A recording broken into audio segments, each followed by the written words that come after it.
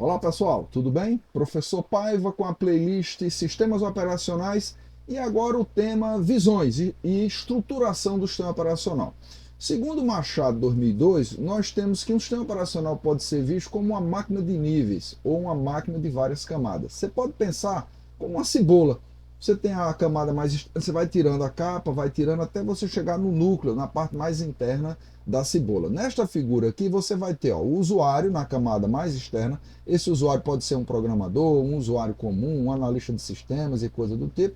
Em seguida, os programas de aplicação. Então aqui você vai ter editor de texto, você vai ter programas de agenda, de folha de pagamento e coisa do tipo e tal.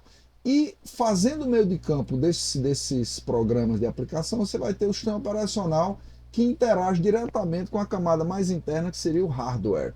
Então esses níveis aqui vão ter funções, funcionalidades, interesse diferenciado em função da sua estruturação, da sua localização dentro dessa máquina de níveis aqui. Então veja bem, o sistema operacional pode ser visto aqui nessa outra figura como esse conjunto de níveis aqui. Então nós temos o usuário, os aplicativos, os utilitários, o sistema operacional e a máquina física aqui. Então essa ideia de que você tem níveis com interesses, com focos diferentes em função da camada na qual ele está aqui. Então o programador aqui ele lida com os utilitários, com o sistema operacional, o usuário com os aplicativos, né? O projetista de sistema operacional lida com o sistema operacional em si. Então veja bem, nós podemos enxergar essa máquina virtual aí pelo foco em serviço. Então, por exemplo, o serviço de criação de programa. Eu tenho um programa que é um conjunto de bits ali, quero colocar para rodar, então eu vou criar esse programa, né? E a partir desse momento eu passo a ter a execução desse programa. Eu posso ter um serviço de acessar dispositivo, quero acessar um teclado, quero acessar uma tela, quero acessar uma impressora, um disco e assim vai. Eu quero controlar arquivos. Quem pode acessar um arquivo? Quem pode alterar? Quem pode só ler? Quem pode remover um arquivo? Né? Então a gente vai ter controle por pessoas e por operações, por exemplo. A questão do acesso ao sistema. Quem vai ter acesso a determinadas rotinas? Né? Quem vai, por exemplo, detectar e corrigir erros? A questão de contabilidade. Contabilidade no sentido de que, por exemplo, você pode, para o sistema operacional, quando você cadastra um usuário, dizer a quantidade, a quota de disco que ele vai ter acesso. Por exemplo, a quota de impressão, questão do acesso à internet e coisa do tipo. Então, contabilizar, isso é um serviço que é realizado pelo sistema operacional. Então, veja bem, na questão da criação de programa, o sistema operacional oferece facilidades, como editores, depuradores, compiladores, né, tradutores. Esses serviços não são parte do sistema operacional, eles são oferecidos por utilitários. Contudo, esses utilitários só são acessíveis através do sistema operacional. Através de uma linha de comando, você vai lá e utiliza, ou através de uma IDE que trabalha com aquele determinado sistema operacional. Um outro serviço, a questão da execução de programas. Então, carregar um programa para a memória principal. Um programa só é executável se ele estiver na memória principal. Quais são os arquivos e dispositivos que devem ser utilizados, trabalhados, utilizados por esse determinado programa? Que outros recursos devem ser preparados, né? Então, o sistema operacional gerencia essas ações para o usuário. O usuário solicita e essa solicitação pode ser atendida, pode ser resolvida pelo sistema operacional.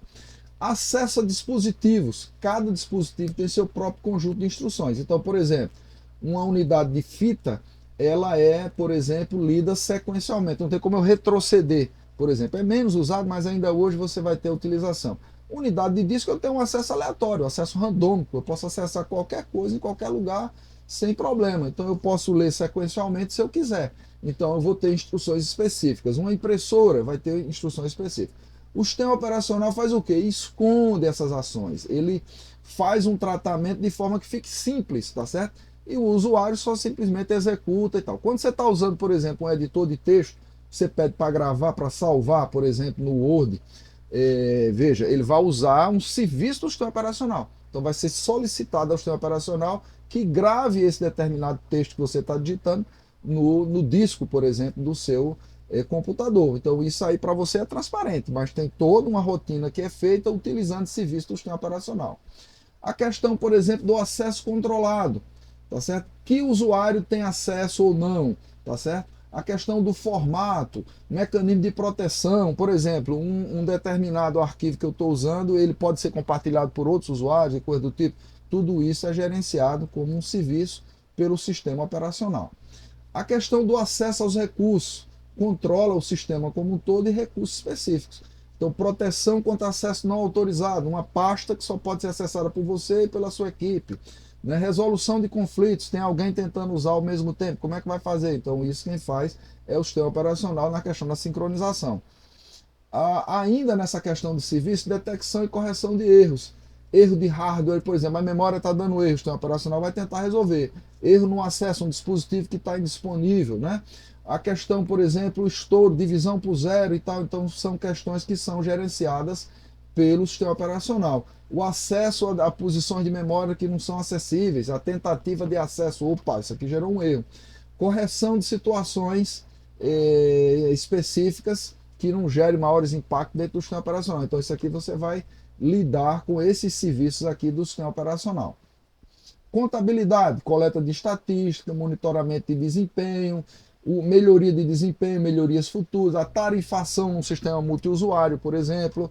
Né? Então, pessoal, provedores de internet, por exemplo, controlam a questão da tarifação. Você comprou uma determinada banda, então você não pode usar. Por exemplo, no seu celular, você tem um controle pela sua operadora da banda e você tem que pagar adicional se você usar mais. Então, isso aí entra nesse serviço de contabilidade. Tá certo? O sistema operacional como um gerenciador de recursos, tá certo? Então você viu como um prestador de serviço e aqui você vê como gerenciador de recursos. Então eu tenho o núcleo do sistema operacional que faz as funções mais utilizadas, reside na memória e decide sobre a utilização de recursos, né? É o sistema operacional em si. E eu tenho os programas e os dados que são gerenciados por esse núcleo aqui. Então eu vou ter controladores específicos de entrada e saída que controlam esses dispositivos externos à memória e o processador, se só tiver um ou vários processadores, se for uma máquina multiprocessada. Então eu posso enxergar esse meu sistema operacional como um gerenciador de recursos aqui. Então quais são as funções principais que eu tenho no sistema operacional? Já deu para ter uma ideia, né? A gerência de programas em execução, que são os chamados processos. Administração da concorrência, eu tenho duas pessoas tentando gravar, por exemplo, um determinado arquivo, isso pode gerar problema, então eu tenho que lidar com isso. Gerenciamento de memória, então a memória é um recurso finito, né? Então eu preciso gerenciar essa memória. Essa memória aí, se alguém está ocioso, eu tenho que fazer com que ele deixe de ocupar a memória, por exemplo. A memória virtual, que é o uso, por exemplo, de espaço em disco para aumentar a capacidade de memória da sua máquina. Então isso é uma coisa interessante que surgiu aí a partir da terceira geração de computadores, né? E que permite que a gente tenha uma memória total muito maior do que a sua memória real. Então você tem um computador, por exemplo, com 8 GB, 16 GB, você pode aí utilizar 1 terabyte, por exemplo, de memória, desde que você utilize a ideia da memória virtual. A gente vai estudar isso mais na frente. A gestão do armazenamento secundário, que são o sistema de arquivo, né, que você pode ter para gerenciar e recuperar informações que estão na unidade de disco, por exemplo. A questão de segurança e proteção, questão das permissões, quem tem acesso a quê, então isso são funções de um sistema operacional. Então os programas em execução, como é que funciona? Vamos botar uma lupa aqui em cima dessa questão específica. Né? Então como é que eu faço para que a execução seja eficiente? Então eu vou ter linhas principais de desenvolvimento, a questão da multiprogramação, usando batch, maximizar a utilização de entrada e saída, a questão do time share, utilização assíncrona do sistema por usuário, sistema de tempo real. Então eu vou ter aqui mecanismos para tirar o melhor proveito em função da minha necessidade, né, desses programas em execução. Aí isso aqui nos leva à ideia de escalonamento. O que é escalonamento? Escalonamento é gerenciamento. Tá? Então eu vou escalonar programas para fazer melhor uso do meu hardware, né, do meu sistema computacional. Como escolher? Então eu vou ter critérios, por exemplo, pela prioridade diferente, levando em conta a questão da justiça, tempo de resposta, eficiência, tal. Então eu tenho vários critérios aqui que me levam a escolher uma política de escalonamento. Os níveis de escalonamento de curto prazo, quem é que vai usar a CPU, de médio prazo, longo prazo, então são coisas que a gente vai estudar quando formos falar de escalonamento de processo. A questão da concorrência, né? Eu tenho um processo 1 que está tentando ler um determinado recurso, né? Então ele está sozinho, mas a partir do momento que eu tenho um dois tentando acessar esse mesmo recurso, eu vou ter que lidar com a questão da exclusão mútua. Por exemplo, você está tentando fazer uma reserva de um assento numa aeronave e tem outra pessoa lá do outro lado do mundo, tentando comprar aquele mesmo assento naquele voo que você está tentando. Então é preciso lidar com isso aqui e fazer a exclusão mútua aqui e evitar, por exemplo, bloqueios infinitos chamados deadlocks.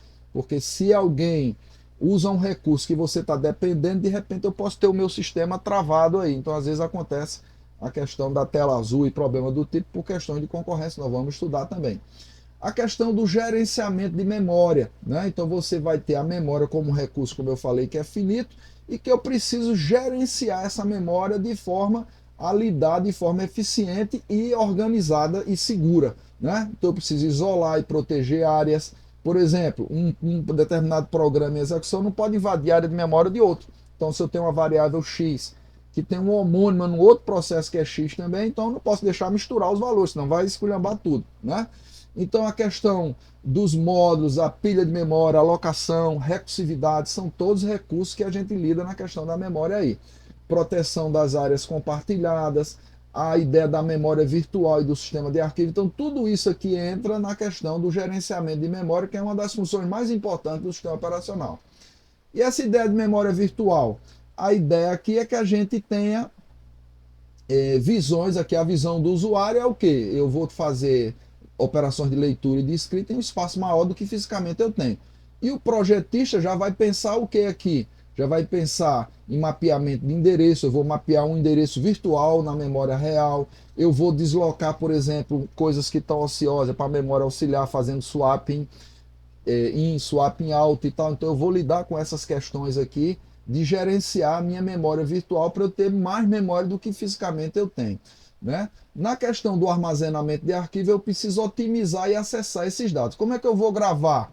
Que estruturação eu vou usar? Então eu tenho sistemas de arquivos que são diferentes e que me permitem fazer a gravação e a recuperação desses dados. Como é que eu vou garantir a integridade? Então são questões aqui que entram na questão do sistema de arquivo. Então você tem sistema de arquivos que são específicos de um sistema operacional, por exemplo, o Windows usa um Resilient File System, né, que é um dos mais modernos aí do Windows, enquanto que você vai ter o Linux usando, por exemplo, SXT, SXT1, SXT2, SXT3, né? Então vários sistemas que usam um mecanismo diferente para gerenciar esses dados aí, tá? Então você vai ter o sistema de arquivo, vai ter que estudar e ver as características para poder lidar de forma eficiente quando você estiver usando o sistema operacional.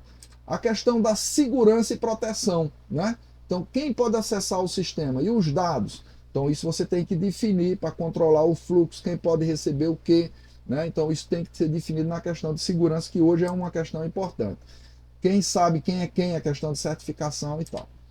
Forma de estruturação. Como é que eu posso estruturar um sistema operacional? Então, você vai ter estratégias diferentes aí para lidar com isso.